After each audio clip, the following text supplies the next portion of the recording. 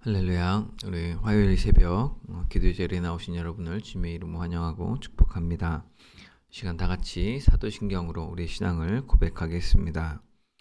전능하사 천지를 만드신 하나님 아버지를 내가 믿사오며 그 외아들 우리 주 예수 그리스도를 믿사오니 이는 성령으로 잉태하사 동정녀 마리아에게 나시고 본디오 빌라도에게 고난을 받으사 십자가에 못 박혀 죽으시고 장사한 지 사흘 만에 죽은 자 가운데서 다시 살아나시며 하늘에 오르사 전능하신 하나님 우편에 앉아 계시다가 저리로서 산 자와 죽은 자를 심판하러 오시리라. 성령을 믿사오며 거룩한 공예와 성도가 서로 교통하는 것과 죄를 사하여 주시는 것과 몸이 다시 사는 것과 영원히 사는 것을 믿사옵나이다. 아멘. 이 시간 찬송가 387장 멀리 갔더니 찬양하겠습니다.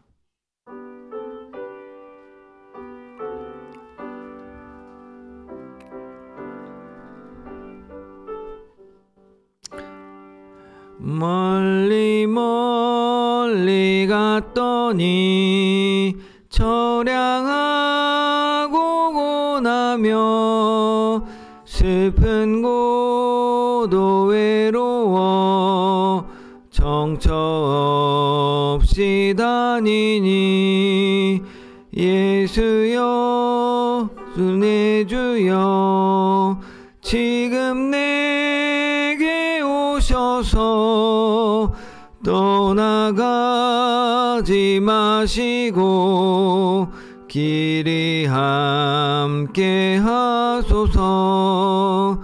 예수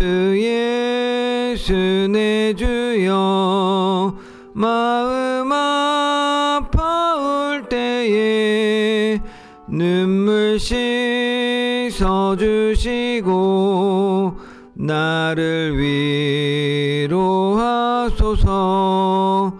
예수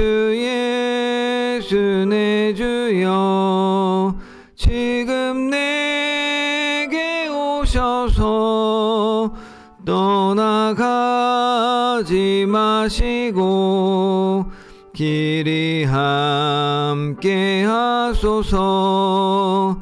다니다가 쉴 때에 쓸쓸한 곳 만나도 홀로 있게 마시고 주여 보호하소서. 예수 내 주여 지금 내게 오셔서 떠나가지 마시고 길이 함께 하소서. 아멘.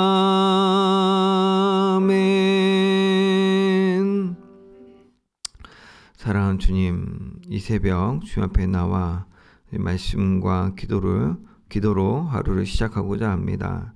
주님, 우리가 눈을 뜨고 귀를 열고 보고 듣지만 우리가 본 것의 의미가 무엇인지, 우리가 들은 말이 무슨 말인지 알지 못할 때가 많아.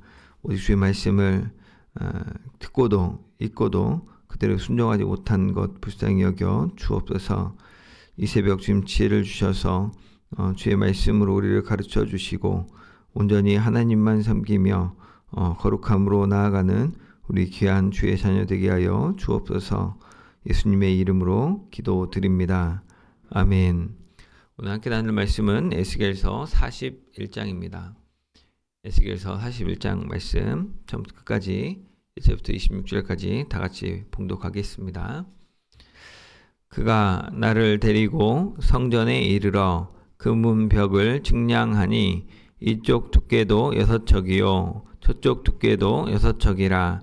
두께가 그와 같으며 그 문 통로의 너비는 10척이요 문 통로 이쪽 벽의 너비는 5척이요 저쪽 벽의 너비는 5척이요 그가 성소를 측량하니 그 길이 40척이요 그 너비는 20척이며 그가 안으로 들어가서 내전문 통로의 벽을 측량하니 두께는 2척이요 문 통로가 6척이요 문 통로의 벽의 너비는 각기 7척이며 그가 내전을 측량하니 길이는 20척이요 너비는 20척이라.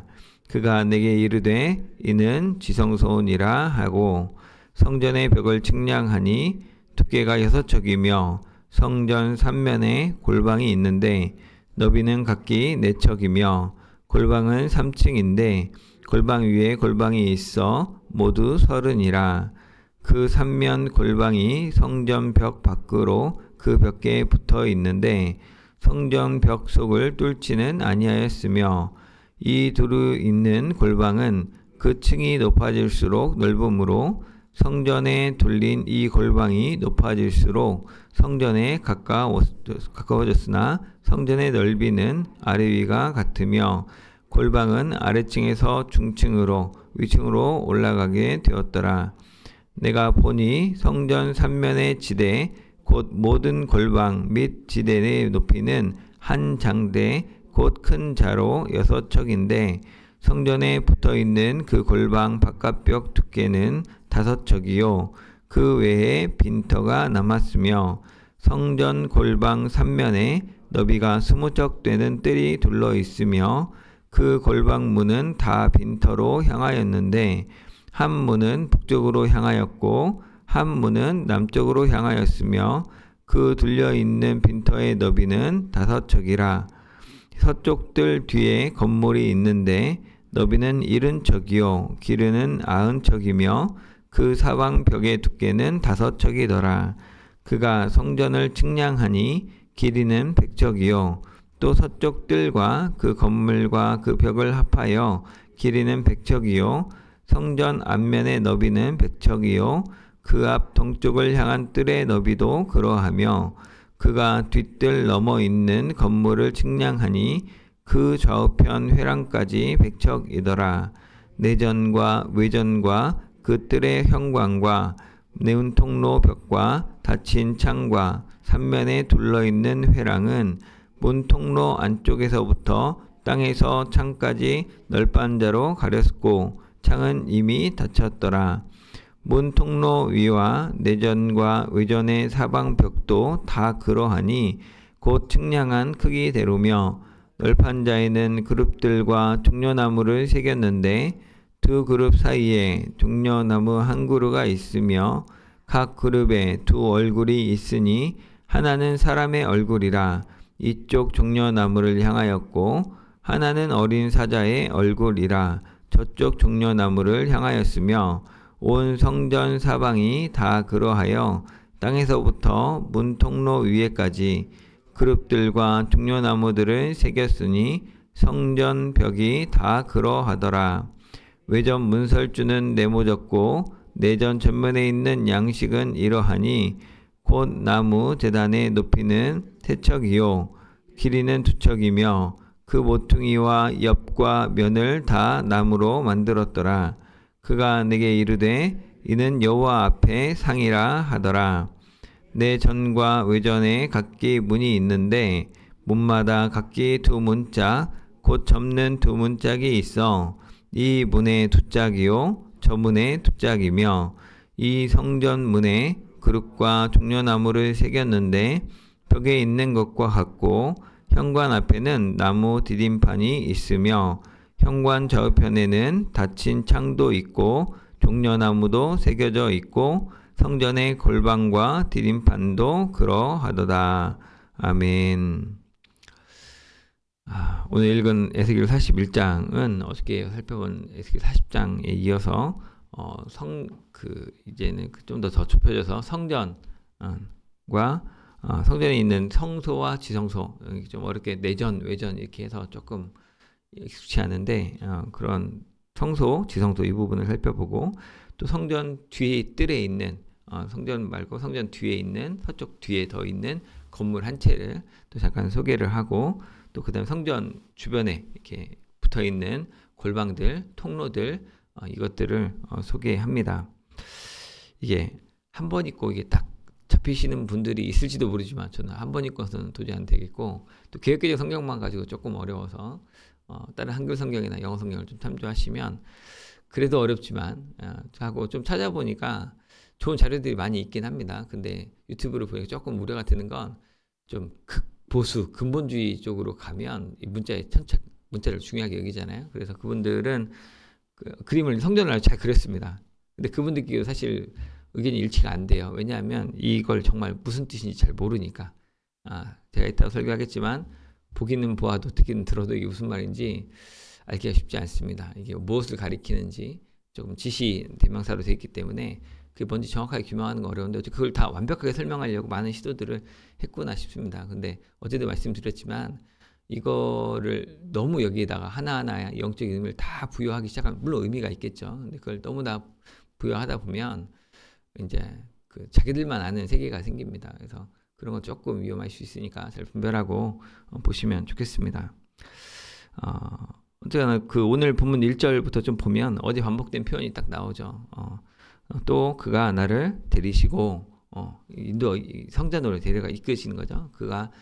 그는 먼저 여호와의 권능이 에스겔에 임해서 이스라엘로 또 높은 산 위에 있는 성읍 안으로 인도를 해왔고, 거기서 놋빛 나는 그 한 사람을 봐서 그가 삼줄과 장대를 가지고 그 길이를 측량하는 것을 가지고 그가 데리시고 인도에서 여기저기를 구경하다가 오늘은 이제 마지막 어저께 성전 앞에까지 했었고 오늘 성전에 딱 들어오는 그 장면으로 시작합니다. 그래서 처음에 잰 거는 성전 밖에 성읍 어쨌든 바깥들과 바깥 성벽을 했던 거였고, 거기 문을 들고 동쪽으로 들어와서 남쪽 북쪽 갔다가 그다음 동쪽으로 들어와서 북쪽 남쪽 갔다가 남쪽 문으로 안쪽들 들어와 가지고 그다음에 북쪽 문 보고 동쪽 안쪽 문 보고 그다음에 쭉 맞은편에 들어와 가지고 성전 입구 계단 올라가는데 거기를 지나왔었습니다. 근데 그 성전에 들어가려고 성전 딱 문에 들어와서 보니까 성전 문의 벽, 성전 문이 있는 저 문의 양쪽 벽이죠. 양쪽 벽의 그 두께가 6척입니다. 6척은 처음에 기억하시지만 처음 바깥 성읍의 벽의 두께가 담의 두께가 6척이었죠. 굉장히 두껍게, 보통은 바깥 벽은 좀 두껍게 하고 안의 벽은 그보다 좀 얇게 하는 게 맞는데 이 성전의 입구는 또 두껍게 한 게 좀 특징입니다.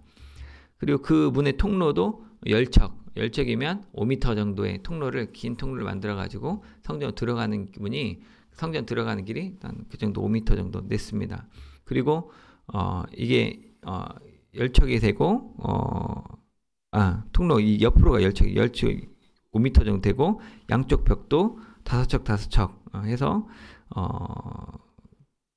네, 그렇게 되어 있습니다. 해서 그리고 성소 전체의 길이 성소라고 했는데 이건 이제 성소가 있고 안에 가면 지성소가 있잖아요. 근데 성소는 이게 길이가 40척, 너비가 20척에서 2대1 비율로 직사각형, 정방형 모형이고 그 다음에 3절에 오면 이제 에스겔이 인도하던 그 놋빛 나는 그 천사가 그 안에 들어가죠.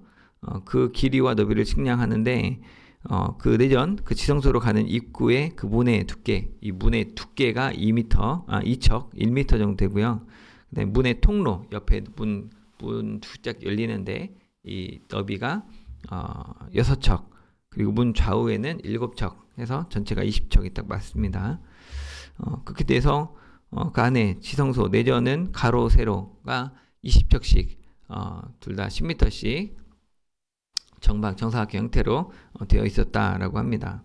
그리고 5절에 보면 성전 벽의 두께를 다시 한번 나와서 확인하고 입구를 제외한, 그러니까 건물 앞쪽을 제외한 나머지 옆에하고 뒤에는 골방을 냈죠. 그 골방을 측량합니다. 이 6절에 보면 이 골방은 총 3층으로 되어 있고 모두 30개의 방이 있다라고 이야기를 합니다. 그리고 성전 바깥으로 둘러싼 구조로 이렇게 1층, 2층, 3층인데 1층이 가장 바깥으로 나와 있고 가는 통로가 있고 2층은 그보다는 좀 안쪽으로 건물에 되어 있고 3층은 그보다 더 건물 쪽 바짝 붙어가지고 되어 있는데 이 성전의 벽을 뚫고 지나가지는 않았다. 성전 벽은 지성소가 있기 때문에 딱 있고 그 옆에 대 가지고 만들었는데 1층은 좀 넓게 2층은 이렇게 하는데 사실 방은 밑에는 방이 작고 위에 올라가서 방이 점점 커지는 구조로 만들었다라고 합니다. 그 성전 주위를 둘러싼 이 골방들 바깥으로, 그러니까 성전이 있으면 그 바깥으로 이제 3면에다가 골방을 만들었는데 그 말고 그러니까 바깥들 벽과 만나는 그 안뜰 벽 있잖아요. 그 안뜰 벽까지의 통로가 5척 너비의 빈터가 있다라고 합니다. 그래서 바깥들 전체가 150척 있었고 가운데 이제 그 안에 이 또 정사각형 구조로 그 안에 성전이 있고 성전과 성전 이 바깥 안뜰 그 벽 사이가 50척 떨어져 있고 성전 주변에도 골방이 있었다. 이런 구조입니다. 새벽 예배지만 PPT가 한번 있으면 좋겠다 싶은데 예. 그렇습니다. 어쨌든 예. 그렇게 되고 또 12절 와서는 성전 뒤에 있는 아까 동쪽을 바라보며 지었던 그 성전의 입구 반대쪽이죠. 입구가 있는 저 건물 뒤쪽으로 들어가면 다시 그 큰 건물이 하나 있습니다. 이게 너비가 70척, 길이가 90척이라고 되어 있죠. 그래서 25m, 45m 정도 되는 좀 큰 건물입니다.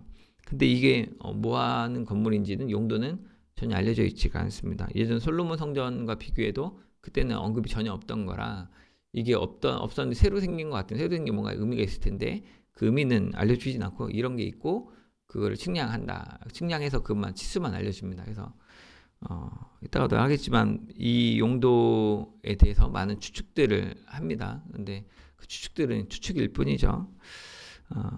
제가 그렇습니다. 그래서 큰 건물이 성전보단 작지만 성전은 100척 길인데 그보단 작은 건물이 뒤에 있고 또 13절에 보면 성전을 측량하는데 성전의 길이가 100척이라고 50m짜리 건물이라고 얘기를 하죠. 그래서 건물과 벽을 다 합쳐서 그 길이가 또 100척이다라고 이야기합니다. 그리고 그 반대쪽 성전 앞에 저기 이제 동쪽 문이 되겠죠. 성전 앞에 있는 동쪽 문 거기까지의 거리가 100척이라고 이야기를 합니다.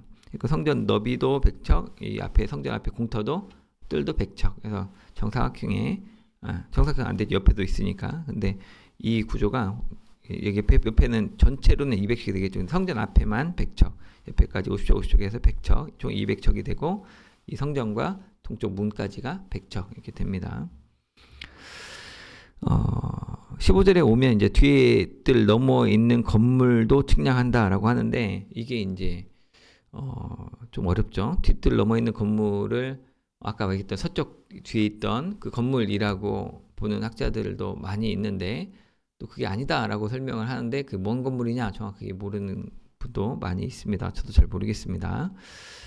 근데 어쨌거나 거기까지 15절 중간까지 하고 그 다음에 그 좌우편 회랑 얘기 나오죠. 아까 그 뒷뜰에 있는 건물 좌우편에 회랑이 있다는 얘기고 이 회랑은 옛날에 우리가 보던 개역 성경에는 다락이라고 나와서 다락 그 건물 주변에 다락이 있다고 이렇게 표현했는데 이걸 바꿨습니다. 회랑으로. 회랑이란 단어를 전 처음 들어서 사전을 찾아봤는데 지붕이 있는 복도 개념이라고 이해를 하면 된다라고 이야기를 합니다. 그래서 아까는 골방이라고 명백하게 얘기했는데 여기서는 골방이 아니고 다니는 건물 주변에 다니는 통로가 조금 있는 거죠. 그래서 우리도 주일날 예배 드리고 담임 목사님 같이 올라가는 통로, 장로님도 올라가시는 뒤쪽 통로가 그런 느낌이지 않을까라는 생각이 듭니다. 그리고 다시 16절부터 와가지고는 16절부터 20절까지 다시 성전 주변을 묘사합니다. 16절에 보면 문, 통로, 벽과 닫힌 창과 삼면에 둘러있는 회랑이라고 해서 아까 성전 옆에 이렇게 그 3층짜리 만들고 거기를 둘러싼 성전 주변에 문 입구 쪽을 제외한 나머지 부분에 있는 회랑에 대해서 이야기하고 그쪽에 일정 부분 땅에서부터 창문 높이까지는 다 막혀진 구고 창문도 널판지들 덧대어 가지고 빛이 못 들어오도록 좀 닫힌 구조로 만들었다고 할 수 있습니다. 그래서 이 테이트홀처럼 완전히 다 문 닫아 깜깜한 게 아니고 이것보다는 약간 이렇게 그 나무와 나무를 겹쳐해 가지고 틈이 얕아서 멀리서 이렇게 훤히 보이지 않는 구조, 빛은 새어 들어오는 구조로 되어 있다라고 많이 묘사를 합니다. 그래서 이런 형태로 그 17절에서 말하는 것처럼 문 통로 위 그리고 내전 그 지성소죠. 외전 성소 그 사방벽도 다 널판지로 가렸다라고 이야기를 합니다. 이 널판지에 이제 무늬가 있는데 무늬가 어저께도 있었지만 종려나무가 있죠. 종려나무 무늬가 쫙 있고 근데 오늘은 바깥에 문과 뭐 들어오는 문에 있었던 그 종려나무와는 차이가 뭐냐면 여기는 그룹들이 있습니다. 종려나무 사이에 가운데 천사 하나 또 종려나무 천사하고 천사 또 있고 종려나무 이런 식으로 이게 천사와 종려나무가 서로 엇갈려서 쭉 되어 있습니다. 근데 천사는 얼굴이 두 개다. 그러니까 좌우 쪽으로 이렇게 돌리고 있겠죠. 근데 한쪽은 사람이고 한쪽은 사자의 얼굴을 한 천사의 모양이 수놓아져 있는 그 그려져 있는 그 널판지에 그려져 있는 모양으로 쫙 다 둘러져 있었다고 합니다. 이제 마지막 부분 그 다시 성소 안의 모습을 보여주는데 21절에 보면 성소의 문설주, 성소를 들어가는 문설주에 나무 단이 나옵니다. 해서 이제 여기 그 나무로 여호와 앞에 상이다라고 표현하는 그 상만 덩그러니 하나 있습니다. 기억하시겠지만 옛날에 솔로몬 성전이나 아니면 성막 같은 데 보면 진설병 놓는 데도 있고 떡상이라고 해서 또 그 다음에 향로를 놓는 데도 있고 그 다음에 그 등을 켜놓는 데도 있고 이렇게 다양한 놓는 것들이 있습니다. 근데 그런 게 다 없고 여호와 앞에 상이라고 하는 이렇게 정사각형의 단이 한쪽 구피에 되어 있는 그 단이 덩그러니 하나만 놓여 있는 것이 언급이 됩니다. 그리고 이제 이 성소 안으로 들어가는 지성소와 성소의 구분을 보면 거기도 나무문이 되어 있다고 했죠. 지금처럼 이렇게 두 개만 열리는 게 아니고 최첨단 문입니다. 폴딩도어입니다. 폴딩도어. 나무 네 짝을 가지고 두 짝을 접어지게 이쪽도 접어지게 하는 문으로 그전에는 휘장이었잖아요. 그건 다른 방식으로 나무문 사단문이 딱 접혀가지고 두 개 접혀서 좌우로 열리는 구조로 이렇게 만들어져 있습니다. 그리고 이 문에도 전에 앞에 있던 그 널판지 벽에 있던 것처럼 다 종려나무와 그룹들이 새겨져 있었다. 이런 내용입니다. 네, 설명을 했는데 잘 들으시는 분도 있고 무슨 말인가 그런가 보다 정말 그러냐 하시는 분도 있는 것 같은데 이 내용들을 저도 이제 막 시도를 하죠. 이렇게 그려보고 저렇게 그려보고 또 이제 찾아봐서 비교해보고 정말 그런가 해보는데 할 땐 재밌는데 이게 무슨 의미가 있나라는 생각이 좀 듭니다. 사실 우리가 그렇다는 잠깐 처음에 기도할 때도 그랬지만 우리가 보기는 봅니다. 그리고 듣기는 들었습니다. 거기 분명히 하나님의 역사가 있고 하나님의 뜻이 있겠죠. 근데 우리가 보고 들은 것을 내가 그 현장에 있었는데도 사람의 기억이 다 다른 것 같고 그것들이 무엇인가 제대로 알기가 쉽지 않은 것 같습니다. 특히 여기서도 이제 천사가 그 알려준 것을 잘 보고 듣고 그 마음에 두고 생각하라고 어저께 했는데 그걸 듣고 생각해 보려고 해도 이게 무슨 의미지? 라고 곰곰하게 생각하게 됩니다. 일단 그럼에도 불구하고 오늘 본문에 보면 어저께 40장에서는 한 16번 나왔던 게 측량하다. 그가 측량하니 뭐 너비가 어떻고 길이가 어떻다라고 측량이라는 단어가 16번 나왔는데 오늘 본문에는 6번 나왔습니다. 왜냐하면 보는 범위가 좀 줄었으니까 성전만 성소와 지성소만 봤기 때문에 그럴 수 있겠다 싶은데 그냥 대충 보고 여기가 우리 테이트 홀입니다. 여기 위에가 레이놀드 홀입니다. 이렇게 그렇게 안내하는 게 아니고 여기 들어와서 보니까 여기는 문이 얼마고 여기는 얼마고 이런 걸 다 보여주는 거죠. 그래서 왜 이렇게 소개를 할까? 여기가 제사장도 쉬는 거다. 여기가 하나님의 임재 안에 있는 성소다. 이렇게 알려주면 쉬울 것 같은데 그렇게 하지 않고 하나하나를 설명한 거죠. 저희 교회 지난 주일날 이제 장로님들이 밥을 사주셔서 교육자들이랑 같이 식사를 했는데 그 명부는 이제 새로운 교육자들이 있어서 장로님들과 인사하는 자리였습니다. 뭐 그냥 무거운 자리는 아니고 아주 훈훈하게 많이 사랑해 주신 자리였는데 그런 자리에 가면 그렇죠. 새로 오신 분들 딱 오면 인사를 다 합니다. 인사를 다 장로님이시고 서임 장로님이시고 누구시고 무슨 위원회 다 인사를 해서 그렇구나 했는데 다시 마치면 아무도 기억에 남는 한두 번 정도 남을까요? 알기가 쉽지 않죠. 약간 좀 그런 느낌 같습니다. 그래서 분명히 내가 서문교회 부임했구나 이건 확실히 알겠고 우리 교회 장로님도 이렇게 있구나 라는 것도 알겠는데 내가 인사랑 이게 의미는 아직 잘 모르는 그런 상태가 지금 여기서 지금 환상 중에 측량해서 보여주는 하지만 그냥 대충 넘어가지 않고 무슨 위원회에 맡고 있고 뭐 언제 무슨 일을 하고 있고 이런 것도 소개하는 것처럼 자세하게 그 면모를 보여준 것이지 않나라고 생각이 듭니다. 그래서 이제 그 중에서 이제 하나만 좀 살펴보면 그 3절에 와서 지성소를 측량하잖아요. 근데 이제 1절에 이제 그를 데려와서라고 해서 그 놋빛 나는 사람이 에스겔을 데려와서 들어가는데 3절에 보면 지성소를 측량할 때 그 안으로 들어가서라고 했는데 그 안으로 들어간 건 아마도 그 사람 혼자 들어간 것 같습니다. 지성소니까 아무나 들어갈 수 없겠죠. 그래서 측량할 때 그 사람 혼자만 들어가 측량을 하고 또 4절 끝에 보면 그분이 얘기하죠. 에스겔한테 이는 지성소니라라고 얘기합니다. 이게 한글로는 그냥 지성소구나. 내전이라고 했는데 왜 또 지성소라고 하냐. 따로 언급했구나. 이 정도만 알 수 있는데 좀 찾아보니까 이 지성소는 원래는 하나님의 언약궤가 있던 곳이죠. 다른 거 아무것도 없고 아까 밖에까지는 뭐 떡상이나 뭐 향로도 이런 게 다 있었지만 안에 지성소 안에는 아무것도 없고 언약궤만 있었습니다. 언약궤만.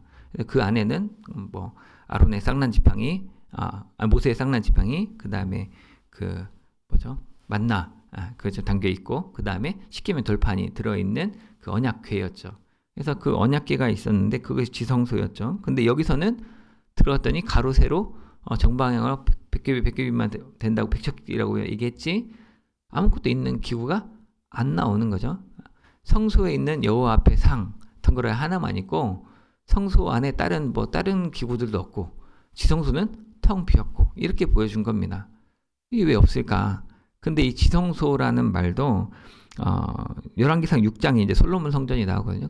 이제 한 3번 정도 나오는데 그 지성소라고 번역된 단어를 보면 데비르입니다. 다바르가 말하다인데 그 하나님의 말씀이 있는 곳, 데비르라는 단어를 써서 지성소를 표현했습니다. 근데 여기서 말하는 4절에서 말하는 지성소는 코데시 하코다임 해서 카도시가 거룩하다는 뜻인데 거룩함, 그 거룩함이라고 표현한 반복해서 이제 그 강조, 정령 죽으리라 이렇게 하는 것처럼 진짜 거룩한 곳 이렇게 얘기한 겁니다. 그래서 지성소가 된 겁니다. 지극히 성스러운 장소, 지성소라고 번역을 잘한 거죠. 근데 이 용어가 다르다는 겁니다. 그 똑같은 지성소 위치를 가리키는 말이 아까는 솔로몬 성전 때는 데비르, 하나님의 말씀이 있는 곳, 하나님의 말씀 율법이 있는 곳, 하나님이 우리에게 하셨던 기적이 있는 곳 이런 거겠죠. 보여주는 표징이 있는 하나님이 함께 하셨던 하나님의 그 그룹들 사이에 임재하시는 형상이 있는 곳이라고 여겨져서 가시적으로 직접 보지는 못하지만 그런 곳이라고 교육되고 알고 있고 그게 섬기는 곳이었던 거죠. 근데 이 에스겔 성전, 지금 새롭게 보여주는 성전에는 그 언약궤가 또 다른 기구들이 없다는 것이 주요한 차이점입니다. 이런 건 큰 차이점, 의미가 있겠죠. 그저 그곳에는 그냥 종려나무와 그룹들만 장식되어 쫙 공간을 텅 비게 이렇게 메꾸고 있는 거죠. 그래서 하나님이 주신 승리와 생명과 평화를 상징한 종려나무와 하나님께 수종드는 그룹들이 사이에 있으면서 하나님의 임재를 나타낼 뿐입니다. 이것과 관련해서 또 측량한 내용들 좀 보면 어저께 40장 49절에 보면 성전 문 현관에 왔을 때 현관의 너비가 20척이었다고 얘기합니다. 20척이면 이제 한 10m 되죠. 그게 현관이 좀 넓었는데 오늘 본문 41장 2절에 보면 성전 문의 통로 너비가 10척이다 나오죠. 이거 5m로 줄은 겁니다. 밖에 현관, 우리 계단은 10m짜리인데 들어오는 입구, 우리도 이제 계단 올라오면 입구가 딱 있잖아요. 문이. 그 문은 5m짜리인 겁니다. 갑자기 확 줄었죠.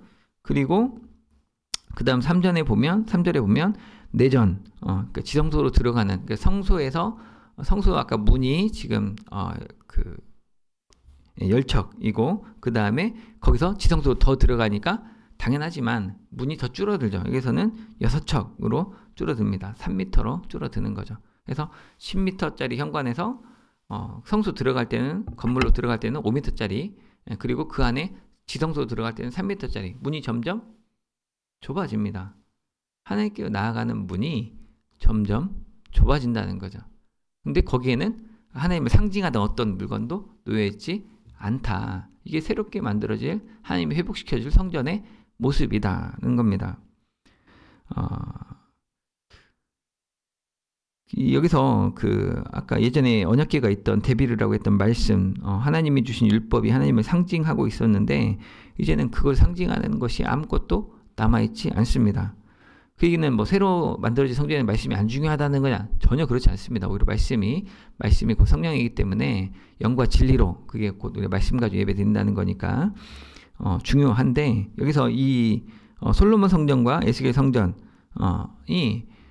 가는 방향이, 점진적으로 보는 방향이 다르다는 거죠. 또 신약에 와서 이제 예수님이 자신을 가리켜 너희가 성전을 헐라, 내가 3일 만에 다시 지으리라 했잖아요. 그 성전은 예수님의 자기 육체를 가리켜서 하신 말씀이죠. 또 사도 바울 우리한테 너희가 하나님의 성전인 줄, 너희가 성령이 거하시는 전인 줄 알지 못하느냐라고도 이야기를 했었죠. 그래서 더 이상 보이는 건물 교회로서의 성전의 의미가 조금씩 희석돼 가고 있다는 거예요. 하나님이 요즘 같은 시대에 더 미국도 있고 뭐 이스라엘도 잘 나가니까 그냥 예루살렘에 더 큰 성전, 진짜 큰 성전 하나 만들어가지고 올림픽 경기장 막 10개쯤 되는 성전을 만들어가지고 사람들 압도당하게, 그래서 여기가 하나님의 전이다 라고 하면 우리한테 좀 더 쉽겠죠. 근데 하나님은 그런 방식으로 점점 하지 않으신다는 겁니다. 무슨 말이냐면 그 본질이, 그 실체가 명확하게 드러날수록 그걸 가리키고 있던 상징하고 있던 것들은 다 의미를 잃어버리기 마련입니다. 우리 아들이 군대에 가면 아들하고 찍은 사진을 다 봅니다. 그거 참 의미가 있죠. 아들한테 온 편지 소중합니다. 아들이 전역했어요. 집에 왔어요. 그러면 그 사진이 의미가 있습니까? 아들이 의미가 있습니까? 당연히 아들이 의미가 있죠. 그 편지 소중했지만 그 편지보다는 얘하고 직접 말로 대화를 하는 게 훨씬 더 의미가 있습니다. 그래서 그 상징하던, 그걸 생각하게 했던, 의미를 부여했던 것들이 실제 본질이 나타나고 나면 다 의미를 잃어버린다는 것이죠. 그래서 그 지성소에 이 회복되는 성전에는 사실은 하나님 임재가 더 명확하기 때문에 아무것도 없어도 하나님이 계신 걸 알 수 있지 않나라고 생각이 듭니다. 하늘의 하나님이 예수님의 모습으로 인간으로 오셔서 직접 말씀해 주시고 기적을 베푸시고 먹여주시고 다가와서 친구가 되어주시지만, 근데 그 예수님을 구주로 믿는 사람도 있고 더 많은 사람이 믿었겠죠. 근데 그럼에도 불구하고 안 믿는 사람 있죠. 그러니까 하나님이 주시는 구원은, 예수님 통해서 주시는 구원은 값없이 주시는 구원이에요. 오직 믿음으로만 구하고 그 어떤 것도 요구하지 않는, 값없이 와서 생명수를 마음껏 마셔라 라고 하는 그런 구원이죠. 근데 이 구원을 값없이 여기는 사람에게는 그 구원이 구원될 수가 없습니다. 그러니까 행복하게 사는 사람들의 비결은 그거죠. 우리가 뭐 좋은 호텔에 가고 좋은 차를 타서 행복한 게 아니고 그 있는 것을 소중하게 여기는 거죠. 가난하지만 내 아내를, 내 남편을, 내 자녀를, 내 부모를 존귀히 여기고 대하는 것이 진짜 행복한 삶의 그 비결인데, 그것을 소중하게 여기지 않는 사람들은 그것들을 진짜 행복을 누릴 수가 없는 거죠. 마찬가지로 이 성전문이 이렇게 성전 현관이 10m, 5m, 3m 줄어든다는 걸 함께 나갈 때 아무나 다 그냥 놀러가다 대충 가다가 잠깐 들러서 대충 하다가 가고 그래도 막 구원받고 그래도 하나님 임재의 경우, 이런 곳이 아니라는 겁니다. 오늘날 주일을 보면 많은 성도들이 교회에 왔다 갑니다. 정말 교회만 왔다 가시는 분들 계십니다. 안타깝죠. 근데 어떤 분들은 바빠서 회사 출근해서 잠깐들 5분 기도하고 가시지만 절절한 눈물에 기도하고 가시는 분도 계시죠. 누가 하나님 임재로 들어가는 겁니까? 누가 값진 하나님의 구원을 경험하는 겁니까? 그분은 좁아지게 되어 있습니다. 다 열려 있는데 다 좁아집니다. AI 나왔죠?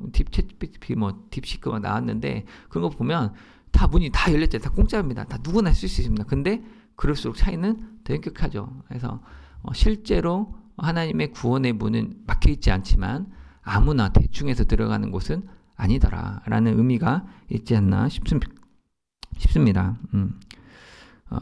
그래서 네, 그래서 우리가 신자로서 하나님의 선하심을 기억하여 알고 또 그 선하심을 맛보아서 내가 하나님께 감사하고 또 다른 사람 볼 때도 아니야, 너에게 그래도 하나님의 뜻이 있을 거야, 믿음으로 바라볼 수 있는 그 믿음의 눈을 가지고 한다면 실제로 우리가 그곳에 가는데 사실 그걸 가지고 가야 그 점점 좁아지는 그 문 가운데 깊이 임재 가운데 나갈 수 있고 가볍게 여기는 사람들이어야 진짜 그 은혜를 누릴 수 있다. 근데 그곳에 들어갈 때 우리가 바라던, 우전에 우리가 경험했던, 옛날에는 사람이 한 1000명 모여야 은혜가 됐는데 이제는 그 1000명 없어도 안 보여도 충분히 하나님의 임재를 경험할 수 있는 그 은혜를 주시지 않나. 우리가 그런 성전을 보고 깨달아야 되는 거 아닌가라는 생각이 듭니다. 그래서 이 새벽 같이 기도할 때 눈에 보이지 않는 하나님, 내가 기억했던 방식과는 다른 방식으로 하나님의 성전이 우리에게 보여질 때 당황하지 말고 그 가운데 진짜 실체이신 하나님께 더욱더 가까이 나아가는 저와 여러분 되시기를 주님의 이름으로 축복합니다. 사랑하는 주님, 에스겔 선지자를 데리고 성전을 보여주시며 그 너비와 길이를 측량하고 그 가운데 그려진 종려나무와 그룹들의 모양을 알게 해주신 것 감사합니다.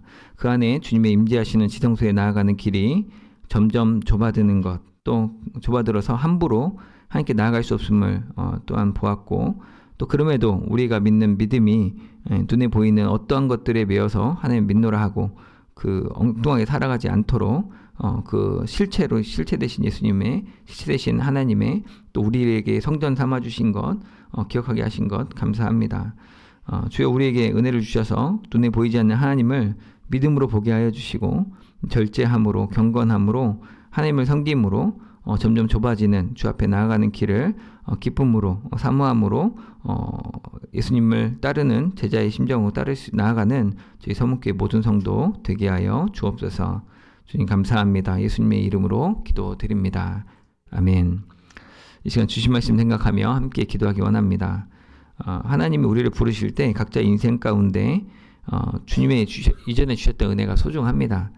근데 그것에 매여서 어린아이처럼 머물지 않고 아무것도 없는 것 같지만 내 눈에 아무 증거 아니 보이지만 주님을 경외함으로 거룩한 주님 앞에 온전히 거룩한 삶으로 더 나아가게 해달라고 사모함으로 나아가게 해달라고 그래서 값없이 주시는 구원을 값없게 여기지 않도록 기도해 주시고, 두 번째로는 우리가 보고 듣는 일, 우리가 처한 상황을 측량하고 헤아려 보고 듣는 중에도 우리가 알지 못하는 것들이 많이 있음을 인정하고, 그럼에도 불구하고 우리 겸손히 예수님을 보고 예수님의 십자가를 보고 믿음으로 따라가는 우리가 될 수 있도록 같이 기도하도록 하겠습니다.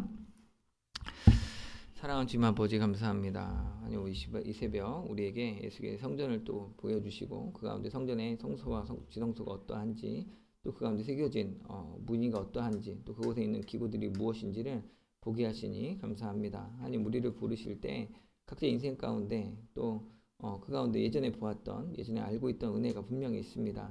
하지만 그 전에 주셨던 그 은혜보다 지금 현재 내 눈에 보이지 않지만 여전히 함께 하시는 점점 더 가까운 하나님의 실체를 분명히 알아볼 수 있도록 주님 도와 주옵소서. 아무것도 없는 것 같지만 우리가 그곳 가운데 주님을 경외함으로 거룩하고 거룩하신 그 주님의 임재 앞에 나아가기 위하여서 우리가 더욱더 복음을 붙들고 주 앞에 나아갈 수 있도록 주님 도와주십시오. 우리 주님을 사모함으로 나아가서 우리에게 주시는 값없이 주시는 그 구원에 감격하며 그 구원을 마음껏 누리는 저희 될 수 있도록 주님 도와주시되, 우리가 우리의 은혜로 또 값없이 주시는 그 구원으로 말미암아서 우리가 교만하여지고 이것들을 값없게 여기는 이렇게 죄를 범하지 아니하도록 어리석음 가운데 있지 않도록 주님 붙잡아 주시옵소서. 하나님 아버지, 우리가 보고 듣는 일, 이게 에스겔에게 놋빛 나는 사람이 보여준 것처럼 그것들을 보여주고 또 이것이 무엇인지 설명해 주어도 이 용도가 무엇인지, 이게 어떤 용도로 써야 되는 건지, 어떤 의미가 있는지 다 헤아리기 어려운 때가 있음을 고백합니다. 하나님 아버지, 우리 삶 가운데 내가 이 자리에 있는 것, 주님의 뜻이 무엇인지 알게 하여 주시기를 원하지만 그것들을 우리가 다 온전히 수학문제 풀듯이 다 해석하지 못한다고 하더라도 우리가 신실함으로 주를 믿는 믿음으로, 보이지 않는 하나님을 믿는 믿음으로 주 앞에 충성하게 하여 주시고 그 가운데 믿음으로 나아가는 우리 될 수 있도록 지금 도와주십시오. 우리가 보이지 않지만 또 우리가 더 보고도 알 수 없지만 그런데 봤던 것들, 이 종려나무와 천사들을 보며 하나님의 임재를 기억하고 또 우리에게 보여주신 이 말씀과 예수 그리스도의 삶을 통하여서 예수를 따르고자 하는 마음에 자기를 부인하고 자기 십자가를 지고 기꺼이 주님을 따르는 데 될 수 있도록 주님 도와 주시옵소서. 주님 붙잡아 주옵소서. 기억하여 주옵소서.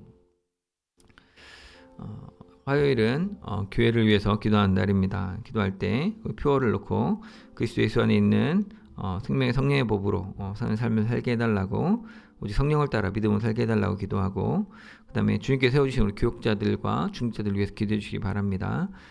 그들이 이 세상 가운데 요란함에 휩쓸리지 아니하고 먼저 경건을 추구하고 하나님이 맡기신 일을 충성되게 충성스럽게 감당할 수 있게 해달라고, 예배와 기도의 자리, 말씀과 훈련의 자리, 전도와 봉사의 자리에 이제 충성되게 감당하는 사역자들, 또 중직자들 되게 해달라고 기도해 주시고, 세대통합 예배를 위해서 그 예배가 잘 은혜 가운데 정착할 수 있도록 예배를 한 번도 참여하지 못하는 가정들인데 그 마음이 실족하지 않고 사모함을 가지고 같이 노력함으로 기회를 얻어서 참여할 수 있게 해달라고, 그리고 자녀들도 그 예배 가운데 아직은 좀 낯설고 어렵지만 잘 집중해서 말씀 가운데 은혜를 누리게 해달라고 기도해 주시고, 마지막으로는 우리 구역 모임들 이제 시작했는데 구역 식구들 간에 서로 사랑과 선행을 격려하는 교제의 장이 되게 해달라고 같이 기도하도록 하겠습니다.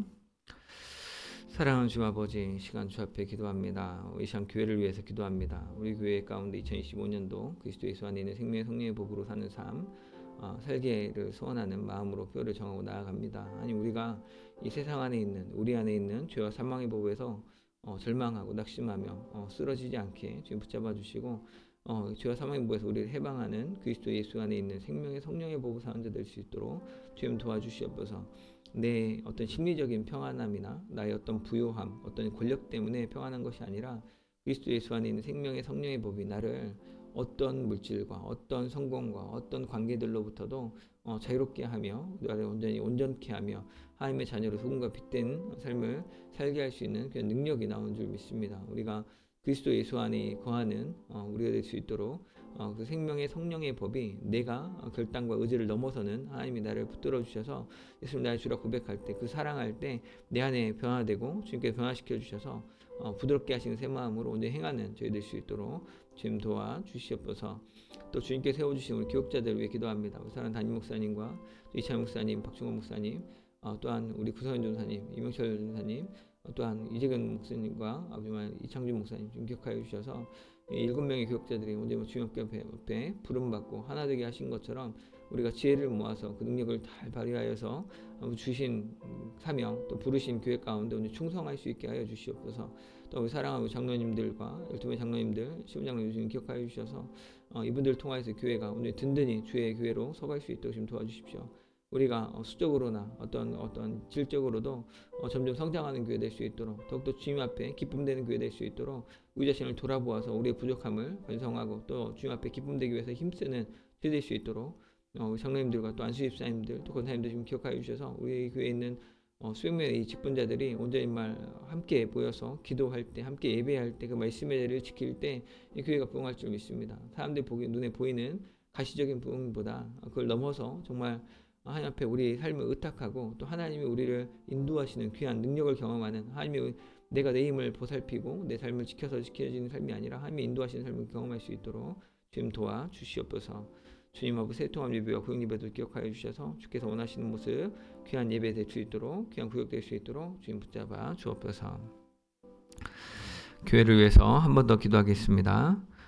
암으로 또 기타 질병으로 아픔 중에 있는 사랑 환우들 명단 보시면서 이름 불러가시면서 그 주님이 강건함 주시라고 그 눈물의 기도에 응답해 달라고 기도해 주시고, 그 새 가족들, 우리가 보내주신 새 가족들이 구원에 이르도록 믿음이 성장할 수 있도록, 교회 잘 정착할 수 있도록 이름 보시고 기도해 주시면 좋겠습니다. 그리고 나서 각자 개인 기도 제목 가지고 기도하시고 돌아가시기 바랍니다. 기도합니다.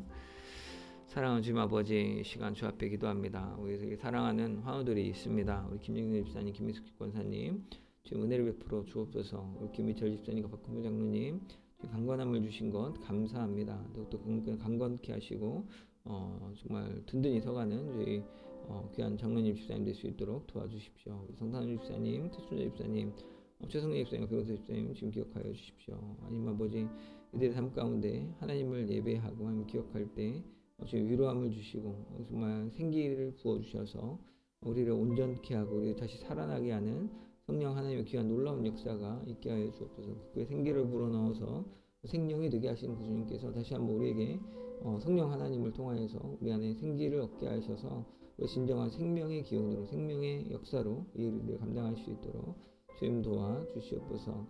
그 밖에 환우들이 있습니다. 우리 김석주 집사님과 안익태 집사님, 양대영 집사님, 이봉수 권사님 기억하여 주옵소서. 영기선 성도님, 주님 그 몸을 붙잡아 주시옵소서. 이선내 권사님, 박지현 집사님, 주님 그 가운데 온전히 주님 나음을 주셔서 정말 갑작스럽게 알고 되고 두려운 마음 가운데 위로함을 주시고 주 앞에 기도하며 나아갈 때 주님을 더욱더 사랑하게 하시고 이 세상 모든 것들 다 넘어서 진정 우리에게 복 주시는 우리의 생명의 구원자가 되시고 행복의 근원 되시는 주님을 분명히 보아할 수 있도록 주님 도와주십시오. 이기순 집사님, 장재현 집사님, 조은 집사님 주님 기억하여 주옵소서. 주님이 주신 은혜를 누릴 수 있도록 주님 세워 주옵소서. 추천사 장로님, 박경치 집사님 주님 붙잡아 주셔서 건강케 하여 주시고 치료하는 공산을 비추어 주시고 돕는 자들을 붙여 주시고 그 자신의 기도를 또 가족들의 기도를 지금 들어주셔서 우리의 연약함 가운데 우리는 알 수 없지만 하나님의 뜻과 분명히 보아 알게 하시고 그 가운데 기쁨과 정말 평안으로 정말 좀 생명으로 점점 더 나아가고 회복하여진 저희 될 수 있도록 좀 도와주십시오. 하나님 아버지, 또 박경순 집사님, 또 김덕봉 집사님, 조정숙 권사님, 윤태봉 집사님 기억하여 주셔서 그 삶 가운데 주님의 위로함을 주시옵소서. 주님의 그 심상 가운데, 아픈 자리 가운데 신음할 때 주를 부를 때 주 응답하여 주시고 내 사랑하는 딸아, 내 아들아 말씀하여 주셔서 위로함을 주시고 또 후손을 붙잡아서 일으켜 주셔서 정말 주님이 부르시는 그날까지 강건케 주님 앞에 정말 온전함으로 정말 장성한 분량이 이르기까지 성장하는 자라나는 우리 영과 우리 육체가 될 수 있도록 주님 도와주십시오.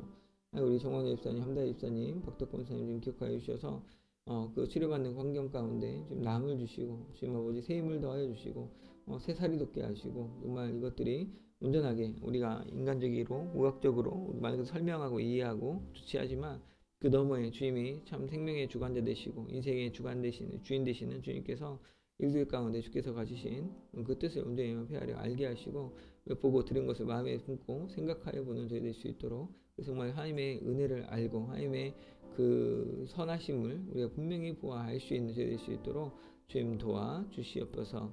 세 가족 있습니다. 주님 기억하여 주셔서 성장 성도님, 유성비 성도님, 최기준 성도님, 백운인 성도님, 정채영 성도님, 유명욱, 김건우, 이준영, 안금신 성도 주님 기억하여 주셔서 이들 가운데 언제만 그 진정한 구원의 역사가 주님 아버지 있게 있도록 택하여 주시고 불러주시고 그 마음을 지켜주시고 변화시켜 주옵소서.